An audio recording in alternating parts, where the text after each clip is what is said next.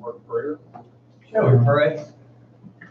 Our Father, we thank you for your love and your mercy, grace, your goodness, your care for each of us. Lord, we thank you for good, honest government. We pray your blessings on our elected and appointed leaders of city government. Pray for safety and well-being for our first responders. And lastly, we pray for peace, prosperity, and safety for the citizens of Dunbar. In Jesus' name, amen.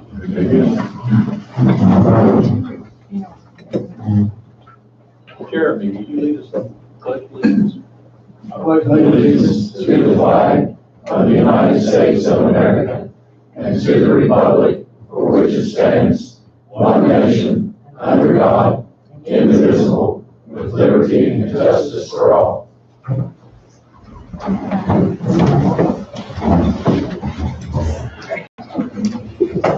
Clerk Walker, will you have the roll call, please? Steve Arnott, Here. Mike Scipio, Doug Fletchman. Here. I'm sorry. I have bronchitis, I can't help. Here. Greg Wolf, Here. Connie Thompson, Present. Jim Hughes, Here. Linda Vargas. I'm here. Mayor, Mayor being present, the quorum being present, I declare the February 18th, 2020 meeting of the Dunbar City Council in order. First item on the agenda is approval of minutes of the previous meeting. Make a motion to approve the minutes of February 3rd, 2020 council meeting. Second.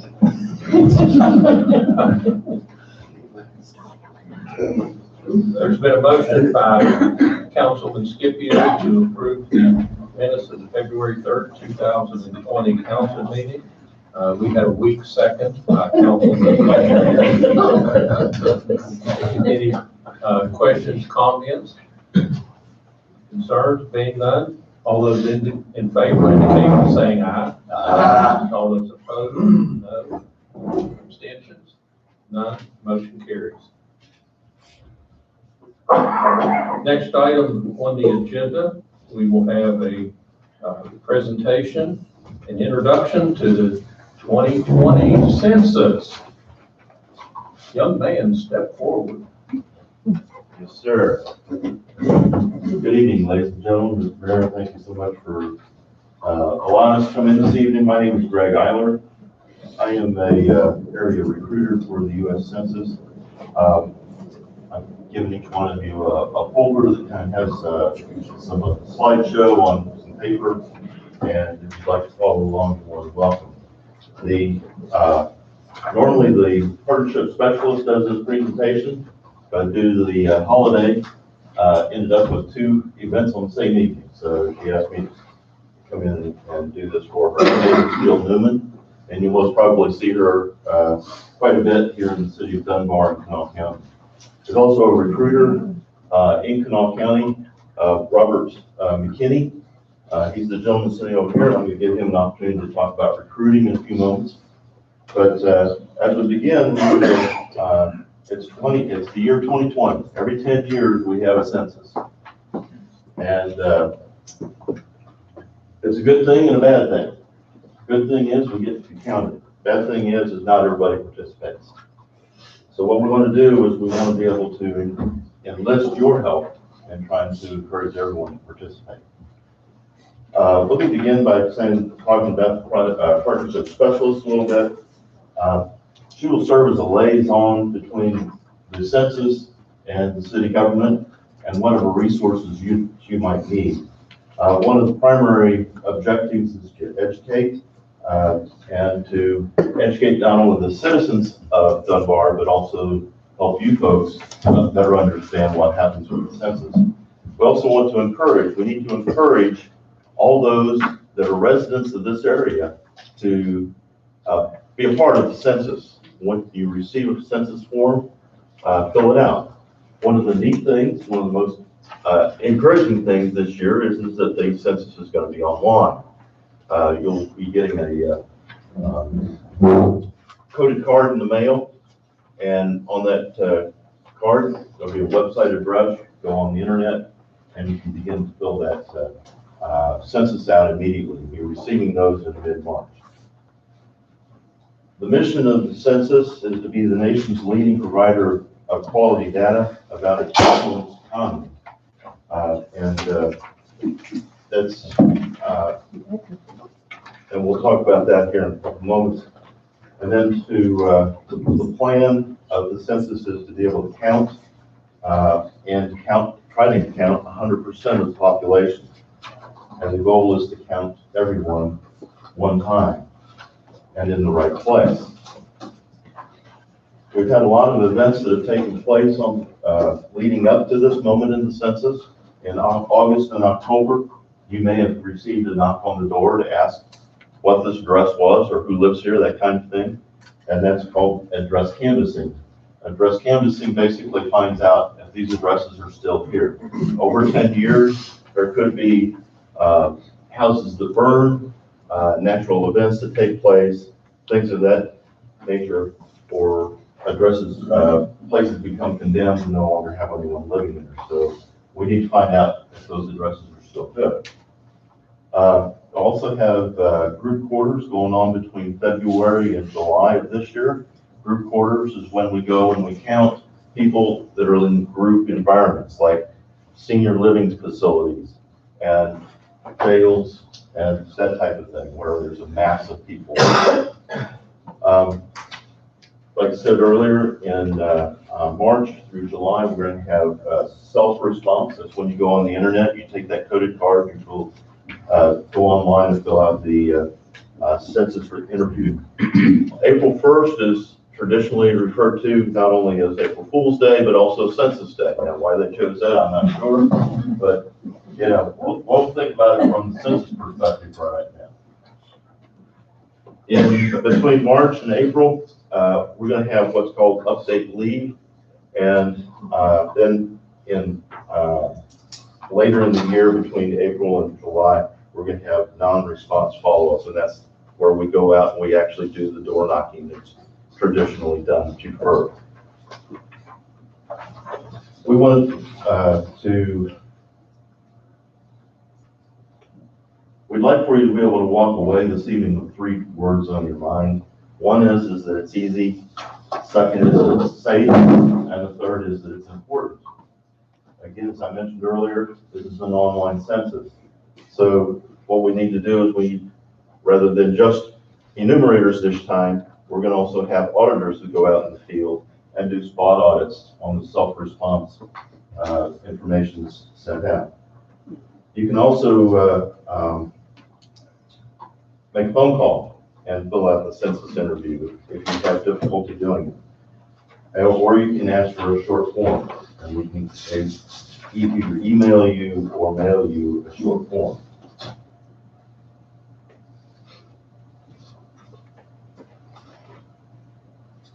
Again, we want to remind you that the census is easy, safe, and important. Title 13 of the U.S. Code authorizes the data collection and also restricts the data from being used for everything else. A lot of people will be reluctant to fill out this information because they feel like they're doing something they shouldn't. But we need to understand that this information is only available to the Census Department. So if we have, not that I foresee it, but if we have illegal aliens, we won't know that. Or nobody else will know that.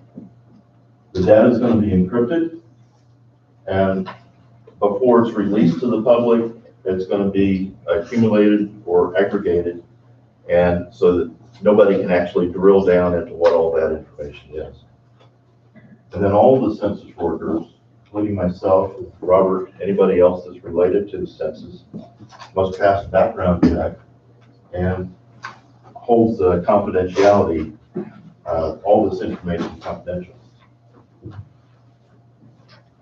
What does the census do? It drives federal funds into your community. The estimate is that there's $675 billion up for grabs. And depending on what the population is in your area, that's how you get that money.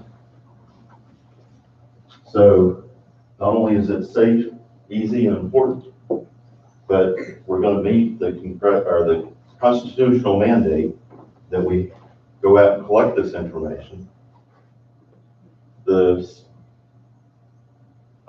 Some people don't realize the value or the importance of the census. And one of the biggest things, I guess, is that it drives the apportionment of the U.S. Congress. Back in 1960, we had 5 congressional seats. Remember that? We're down to 3. And if we don't get a good count, what do you think will happen? I'll lose another one. So that's one of the reasons that we're putting so much effort into coming to this level and trying to encourage people to be a part of it.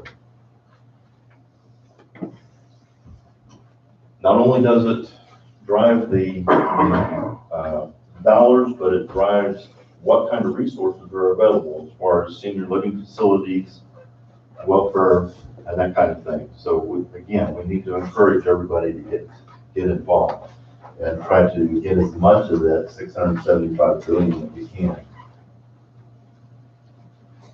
According to the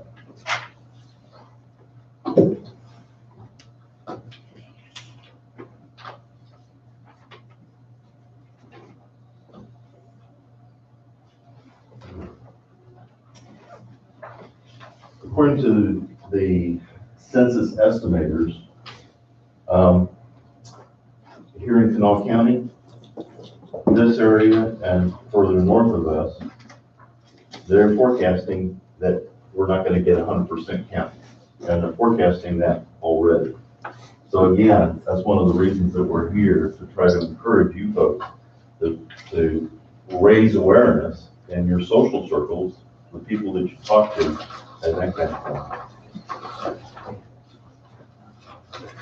One of the pages in your pamphlet has little bubbles, and basically what it refers to is the historically intercounted groups. And one of the major groups is children under 5. So again, as we go out and we try to educate people to participate, we want to be able to encourage them to count all those children. Just like any other program or organization, it's only as good as its people. So we're going to need people to participate. We're going to need people to be involved in this at the ground level, at the boots on the ground. I'm going to ask Robert to talk a little bit about our recruiting, and then I'll come back to you. Robert, you want to? Good afternoon, evening, everyone. Greg, thank you. It's a pleasure always working with Greg. He's so very informative about everything. He actually said everything that I have to say, pretty much, except my job as the recruiter is to build a workforce that's necessary in order to perform the operation of the demonstration for the census. I don't want Kanawha County or any other county in West Virginia to lose anything. Last decennial, I was able to work in the office here in Charleston. I was one of the first clerks hired in the state. I was able to see it to go from beginning to end. I don't like the results. I can say that. I don't like the result. I'm hoping to get a better result, and it really partakes on the participation. Participation is very important with the census. We do need to know who lives where, all to keep basketballs in school, bandages in hospitals, enough economic stimulus for our local governments and economies. My job is to employ 2,168 people in Kanawha County. We're about 700 people short of that quota. I can only ask, if you know anyone that needs a full-time and or part-time job, we're looking for day shift, weekends, and evenings. We would like to get at least 20 hours per week, up to 40 hours a week. And all the qualifications are is 18, a valid email address, and the ability to pass the criminal background check. If there are any questions, I would ask at this time, maybe not, but I do have some information. I'll leave it on the back counter and I'll turn it back over to Greg. Probably. Those people you're looking for, are those going out and knocking on doors, skilled workers? Yes, most of them are enumerators and listers now. We've hired all the clerks that we needed pretty much. That office is in Beckley. And the crew field supervisors, and as it trickles down, we're to the point where, as Greg was mentioning, the update leave, West Virginia is one of the largest in the nations with that phase of operation, which means we update the addresses and we will leave you a census questionnaire. We have to go through all of the rural routes, post office boxes and everything that's out of the way to do that. And that's why we would like the neighborhood, the Dunbar community. We believe that you know your backyard better than anybody else. So you know where these people are. We would like the employees to go out, help us count America and make Dunbar count. So it's likely if you hire a Dunbar resident, you would assign them to Dunbar. They will be assigned somewhere locally as close to home as possible. Unfortunately, I don't have where their assignments are, but we try to get you to work as close to home as possible for the reason being, you know your neighborhood better than someone else's. One of the questions is the closest intersection that's nearest to your home. That allows us the ability to pinpoint you on a map. And if your neighbor hasn't gained that assigned area, it opens it up to you, but naturally it has to keep moving until we can devour Kanawha County. Thanks, sir. You're welcome. I got one question. Yes. What is your own rate of pay and benefits? The rate of pay, Greg, you're standing. The rate of pay for Kanawha County is $18.50 per hour. The benefits is a civil opportunity to provide a very valuable service for our Constitution. Now, do you all pay mileage also? Yes, 58 cents per mile on top of your hourly wage if you use your vehicle to drive. Where did the application in? Right here, 2020census.gov/jobs. If you need any assistance, I will assist. The reason I was doing all that, you're live streaming right now, so so you can get the word out to a lot of people that it's a great job opportunity. If somebody needs a second job for a while, it's a fantastic opportunity to get out there and earn some money. So Very good opportunity. and he will be located down at the rec center a couple of days a week in January through the census cycle. So he'll be convenient to find and connect with. And I guess he can give you some information a little bit later on. How long will your job last? The job should last till at least July 31st, I believe. Some will go on until fall. We have to collect the data, and once again, we have to follow up on all the non-responsive reports. We have to get a response. We're mandated by our Constitution, even if it's failure to respond. We have to send someone out and interview.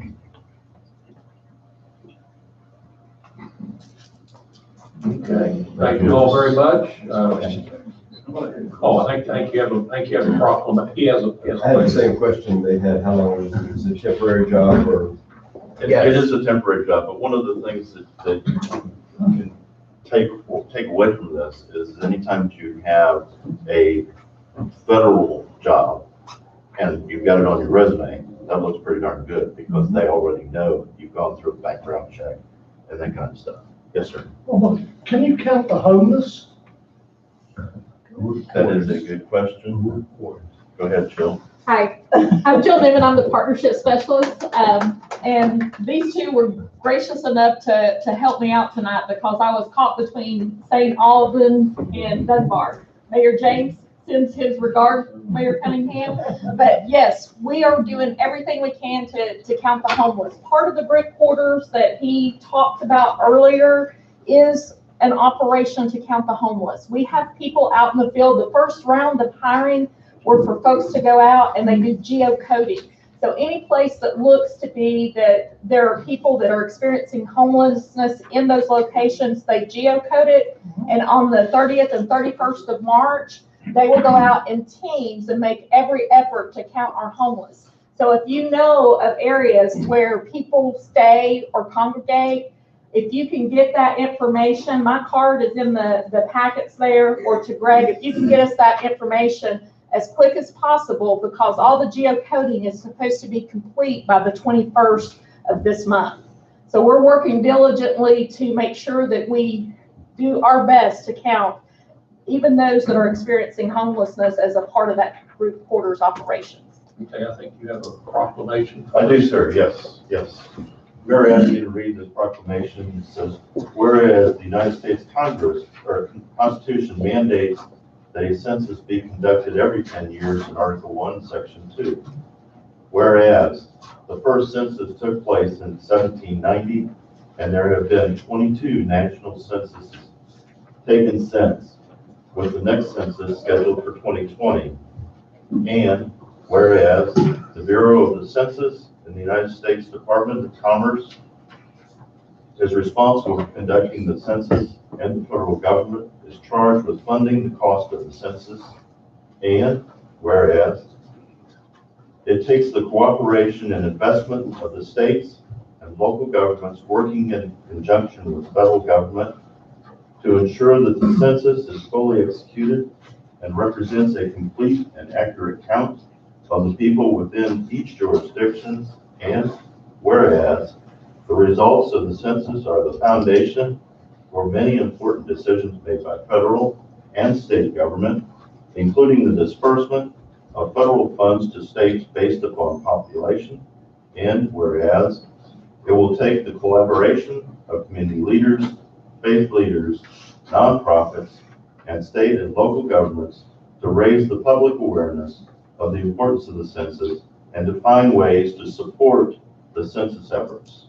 Now therefore, it is proclaimed that the city of Dunbar, West Virginia, recognizes the importance of the decennial census and commits to preparing all community members for the 2020 census. Be it further proclaimed that the city of Dunbar will partner with the U.S. Census and will work with community leaders, including representatives from faith-based and nonprofit organizations, education, business, and social services, and as well as representatives of local governments and others from historically uncounted populations in the jurisdiction to ensure that the city of Dunbar residents are properly and fully counted in the 2020 census. Mr. Mayor. Is there a motion to adopt this proclamation? So moved. Second. There's been a motion and a second by Councilman Scipio to make a motion to approve the proclamation, seconded by Councilman Arnold. Any further questions, comments? Being none, all those in favor indicate by saying aye. Aye. All those opposed, no. Abstentions, no. Motion carries. Here's your assigned copy for your file. Thank you, sir. I'm going to deviate from the agenda, and we're going to have a very fast presentation by the Charleston Music and Arts Collective, who is doing a renovation to the old FAD building, and they're going to give us an update on what's going on there. They're trying to decide who's going to, you can come up here and talk to everybody. You want your mind involved? Good morning.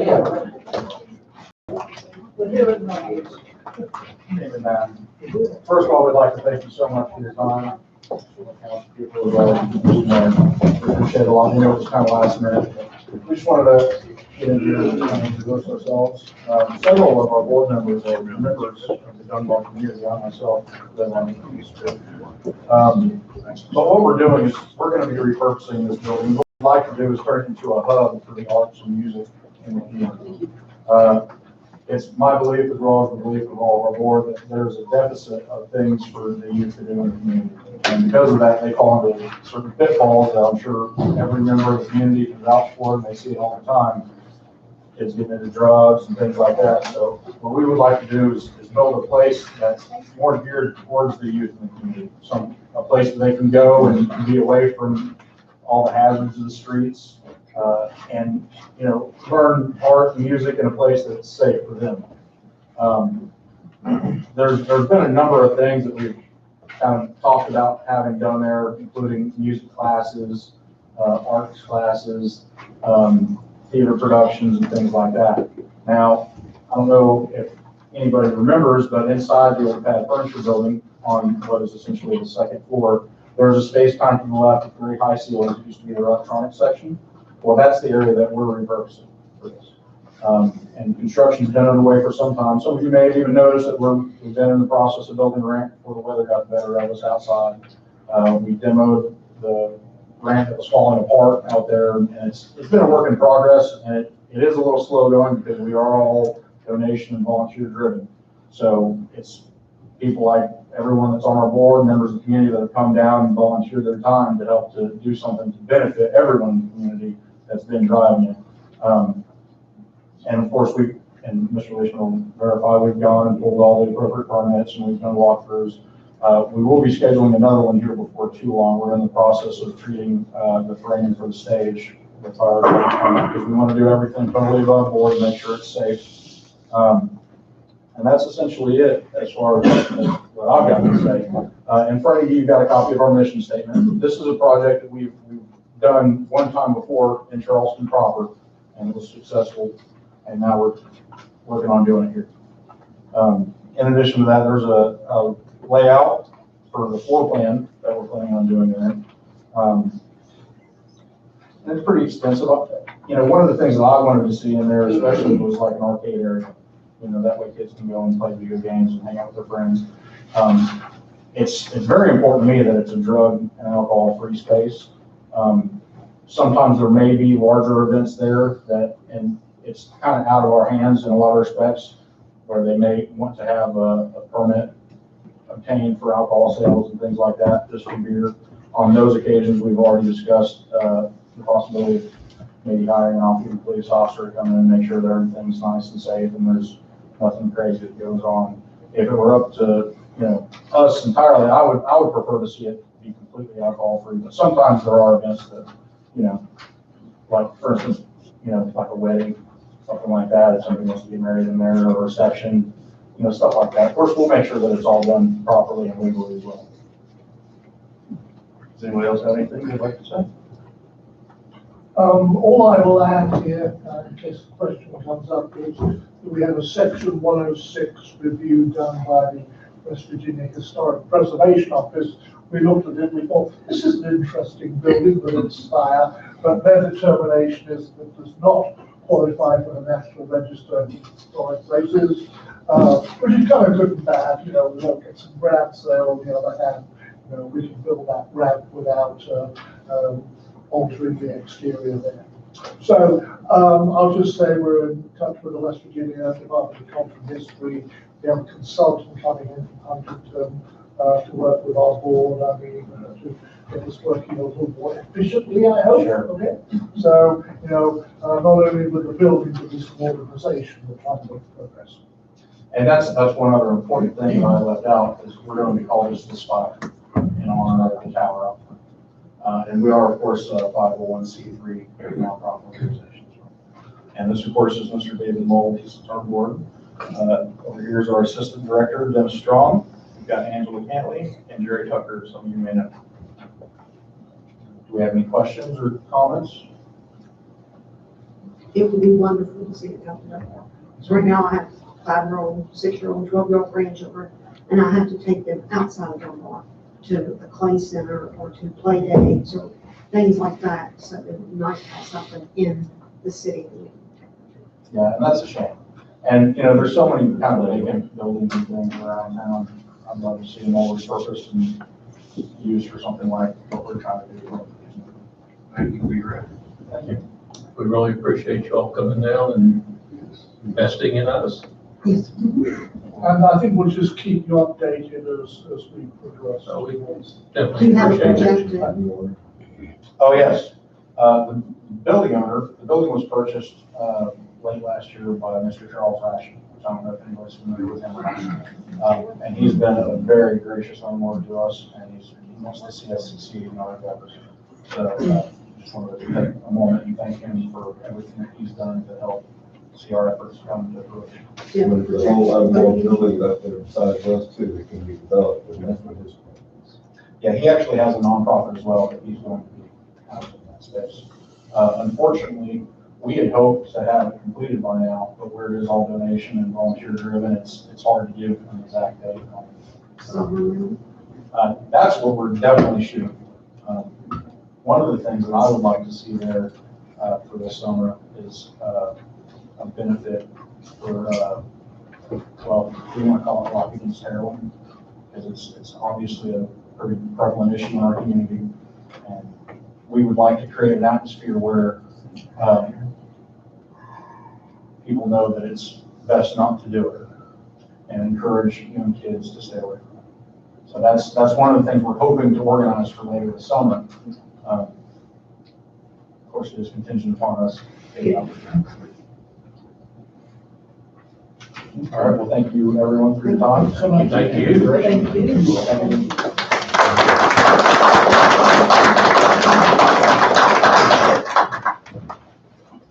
Okay, next on the agenda is invoices for payment. Mr. Chairman, so move that we pay our invoices for this period totaling $103,192.36. Second.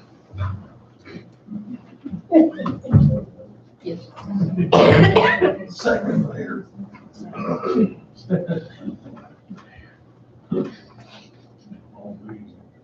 As big as you are, that's all I need. You're in bad shape. There's been a motion by Councilman Hudson to approve payment of invoices totaling $103,192.36. Seconded by Councilman Westman. Any comments, questions? Being none, all those in favor indicate by saying aye. Aye. All those opposed? No. Abstention? None. Motion carries. Next item on the agenda is new business. And first would be repairs to the community fire department, fire engine 552.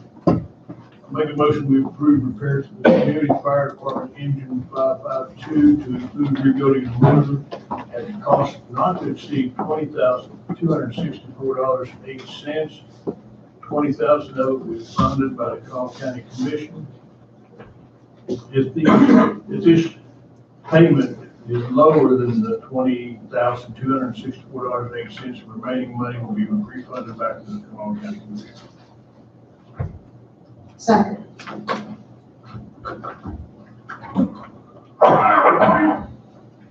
There's been a motion by Councilman Scipio to approve repairs to fire engine number 552 from the community fire department in the amount not to exceed $20,264.80.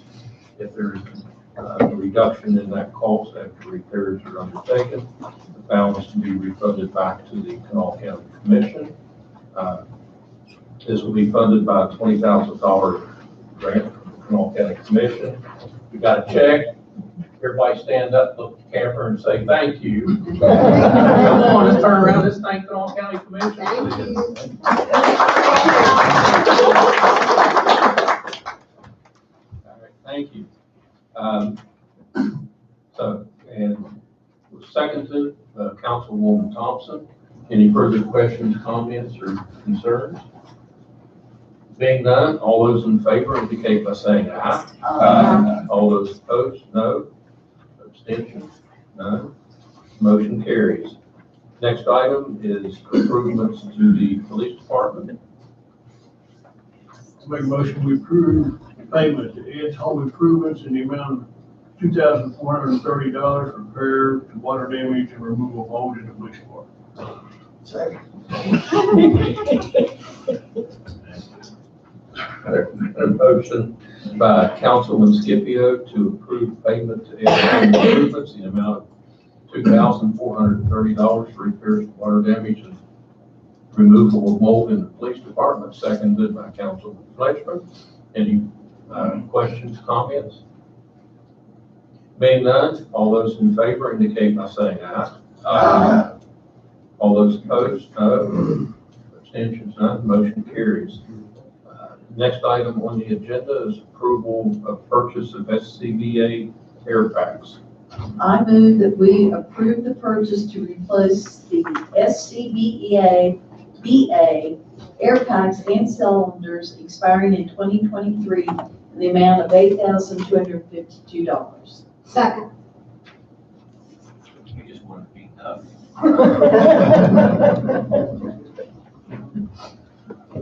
There's been a motion by Councilwoman Balgus to approve the purchase of SCBA air packs and cylinders in the amount of $8,252, seconded by Councilwoman Thompson. Any questions, comments? This is a five-year, or actually a 3 or 4 years program to get all the cylinders updated, and they will have a 15-year warranty on these newer purchased units. So, all those in favor indicate by saying aye. Aye. All those opposed, no. Abstentions, none. Motion carries. I would entertain a motion to add an item to the agenda. So moved. Second.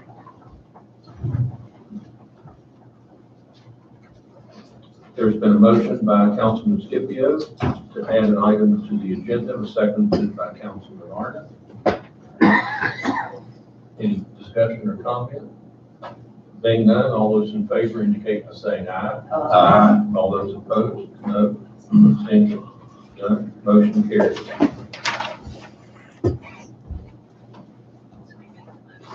Mayor, I'd like to make a motion that we approve $1,925 payable to Are You Ready Floor Service to install new laminate floor at the City Park Caretaker Center.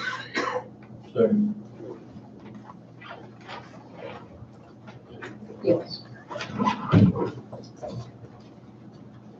There's been a motion by Councilman Arnott to approve hiring Are You Ready Floor Service to install the laminate flooring at City Park Caretaker's house at an amount of $1,925. Was seconded by Councilman Scipio. Any further questions, comments? Councilman Mayor, if I could share, the reason it's an urgent item is related to water damage and needed to be taken care of. Wasn't on the agenda, but we had it due to the nature of it.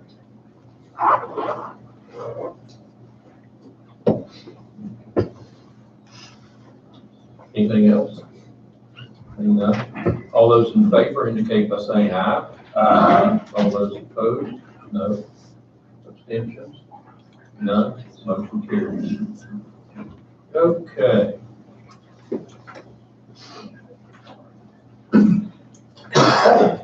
I think we're going to have just one report this evening. Mr. Jones.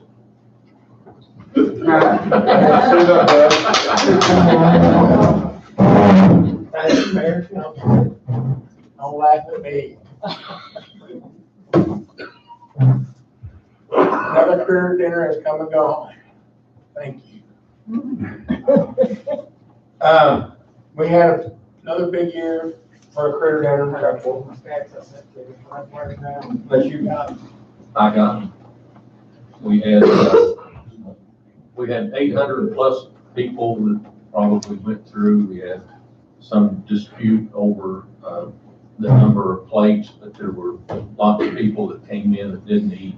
So we were probably in the range of 800 plus. The food items collected was 1,193. Cash donations was $1,618. Change that. There's another 20 in. Yeah, no, $38. Yeah, I want to thank everybody who was involved in it, the volunteers. The big man, Mike Durham, it can't go on without Mike. Mike, can't do as much as he's done before. Mike, Wardy, Billy Huffman, Scott, my other favorite volunteer is always there, Gina Messer, and I really want to give it up to Donnie Bradley. Mike Kane, we ain't counting him this year. Tony Shirky, if you see me, yes, I did mention you. But Donnie Sproutley really stood up when Mike wasn't feeling good. I needed somebody to fill that position, and Donnie went in there and just knocked it out. But I want to thank all the departments that helped, Bill Frank, the whole Parks and Rec department, Joanne and I, can't put it on without everybody's help. Now it's on to the next thing on March 7th for the flea market. Everything that buddy here is right beside. Trust me, I think. He called me Sunday too. So getting on to him. I told him I love you. All right, any citizen comments, questions? We'll open the floor up. I think there's at least one person that wanted to introduce themselves. Hello. Right here, fine? That's good. Okay. How you doing? My name is Hollis Bruce. I was appointed magistrate in April of 2019, and I'm running again. So I just want to introduce myself. I'm from Charleston. I have a law degree, and I have a plethora of experience working in the legal field. So I invite you all, if you have any questions or any comments, anything you'd just like to address or the issues you find yourself inquiring about, I'm an open book. So invite you just to learn more about me. You can find me on Facebook, Instagram, type in Hollis, Hollis. You can pull up all my stuff there. So I thank you, Mayor, for allowing me I just want to quickly introduce myself. Thank you. Okay, anybody else for the good of the order?